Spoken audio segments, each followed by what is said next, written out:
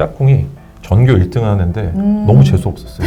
같이 앉아있는데 너무 얘는 왜 이렇게 공부를 잘하고 나는 못하지? 하루에 16시간을 기본으로 공부를 하고 3시간을 자고 정말 시험에 나온 것들이 갑자기 보여요. 야, 이거는 여기 뭐 사회문화 이것만 나오네? 한국질 이것만 나오네? 이런 것들이 보이기 시작하고 답이 되는 선지들도 보입니다.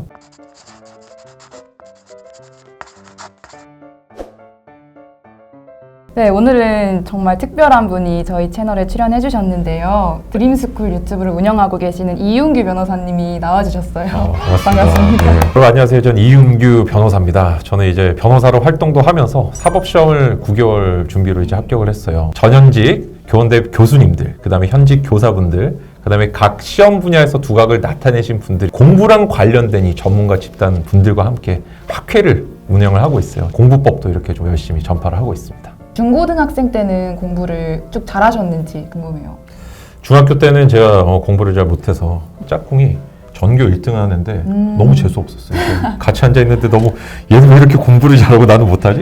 지금 엄청 친하거든요. 중학교 때 굉장히 그런 열등감에 많이 시달렸고, 고등학교 가서도 별반 뭐 사정은 다르진 않았는데, 다만 이제 대학교에 오고 나서 제가 느낀 게 사람이 바뀌는데 얼마만큼 시간이 필요하지 않구나. 앞으로 내가 공부를 잘하고 열심히 한 사람으로 살겠다는 데는 얼마 걸리잖아요.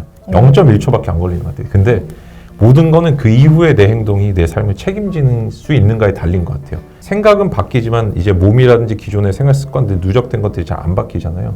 이런 것들 바꾸는데 시간이 필요한 것 같고, 저는 그래서 어느 순간 결심했어요. 지금부터 나는 공부 잘하는 사람이 될 거야 라고 생각하고, 일본, 미국 공부법들 이제 모아서 분석하고, 우리나라의 합격 수기들 뭐 진짜 200개씩 읽어보고, 게임 페인, 공부를 못하는 사람에서 조금 잘할 수 있게 된 게 아닌가, 이렇게 생각을 해봅니다.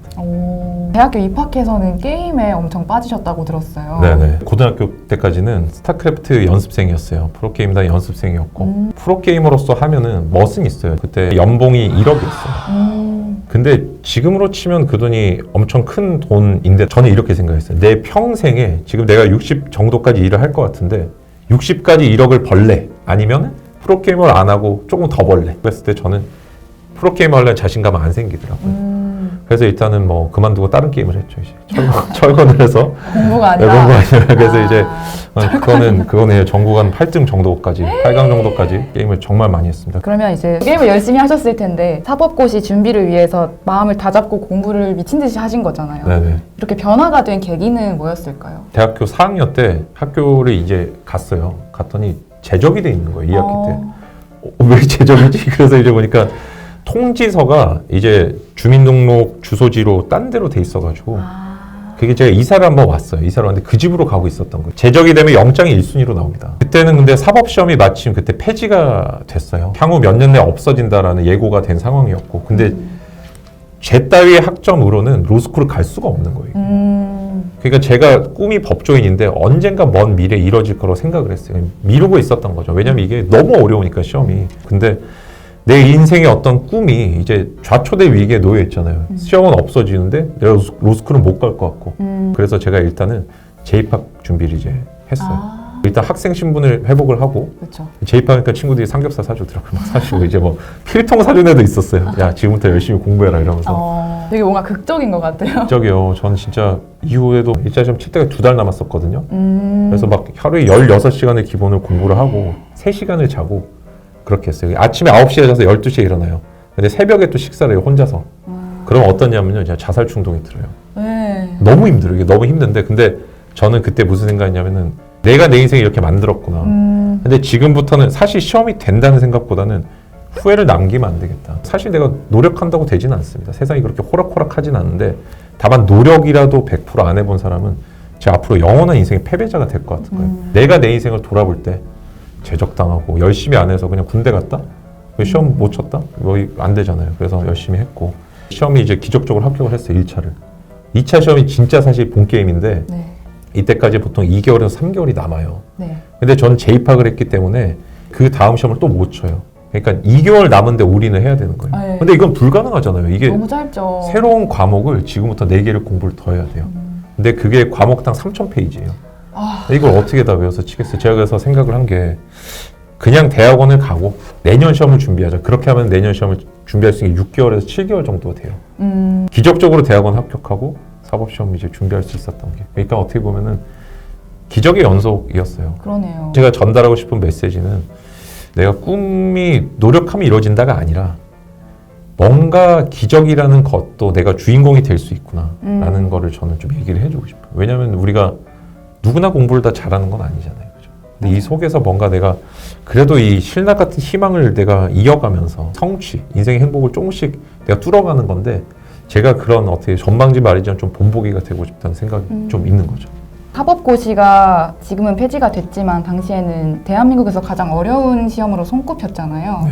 그래서 정말 수재들이 그 시험을 많이 보고 하다 보니까 멘탈이 많이 흔들리셨을 것 같은데 좀 마음가짐을 어떻게 하셨고 멘탈 관리를 어떻게 하셨는지 궁금해요. 시험에 대해서 사람들이 갖는 공포는 대부분의 경우에 직접 체험이 아니에요. 재수생이 아닌 경우에는. 대부분이 간접 체험으로 발생합니다. 그쵸. 그리고 카더라라는 걸로 발생하는 거예요.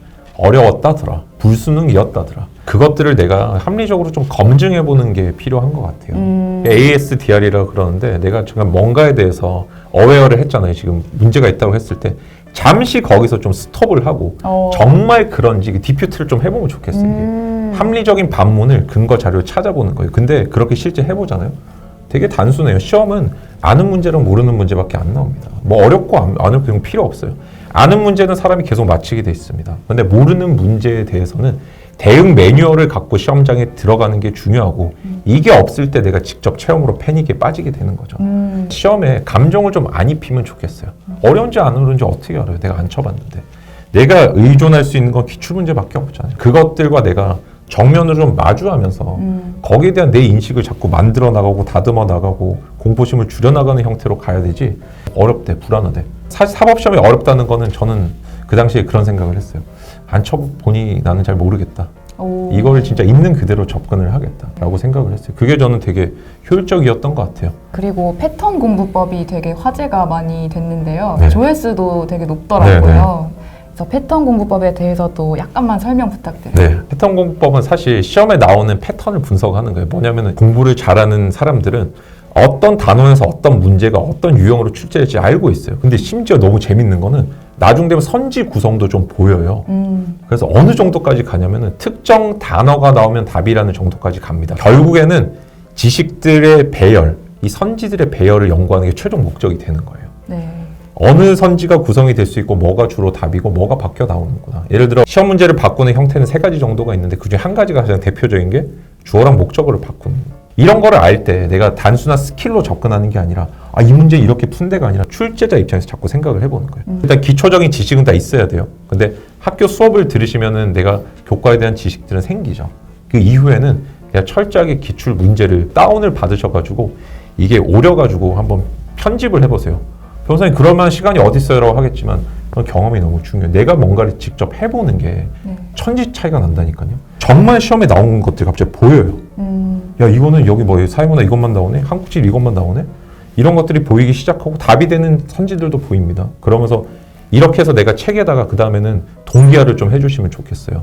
굉장히 자료가 많잖아요. 공부 잘하는 분들은 자신의 머릿속에 어떤 증거가 되는 그러니까 판단 자료가 하나 있더라고요. 나는 이거를 기초로 뭔가 더하고 뺀다라는 게 있는데 학원 교재든 학교 교재든 다 좋습니다. 근데 하나는 있어야 돼요. 그게 하나는 있고 그거를 더하고 빼는 형태로 아까 어떻게 기출문제에서 많이 나오는 부분 뭐 적게 나오는 부분 나눠보시는 게 중요합니다. 저희 채널은 10대 분들이 거의 구독을 하시는데 그런 내신 수능에서도 사실 이렇게 패턴을 찾는 게 진짜 중요하다고 생각하거든요. 너무너무 중요하죠. 진짜 좋은 말씀을 해주신 것 같아요. 네. 다들 잘 실천을 하셨으면 좋겠어요. 마지막으로 소린TV 구독하시는 분들께 한마디 응원의 말씀을 해주신다면. 제가 이제 10대 분들이 많이 보시는 걸로 알고 있는데요. 우리가 인생이 요즘에 100세 시대라는 얘기를 많이 합니다. 저는 사실 부산대를 나왔고 근데 현재 변호사로 활동을 하고 있고 근데 저는 솔직히 말할게요. 열등감을 많이 느끼지만 내가 발전하거나 아니면 영원한 어떤 패배감에 휩싸여 있는 삶을 살 수가 있어요. 근데 여러분들의 삶의 과정에서 여러분들 자꾸 안아주셨으면 좋겠습니다. 이 삶의 중간 과정에서 일희일비하지 마시고 언제든지 내가 인생을 뒤집을 수 있는 용기와 기회들이 존재한다. 그렇기 때문에 우리가 세상이 조금 더 우리가 밝은 긍정적인 시각을 가지면 좋겠다. 우리 40대 아저씨의 꼰대 같은 얘기긴 한데 좀 길게 좀 보시면 좋겠다 말씀을 드리고 싶어요. 다들 안녕. 안녕.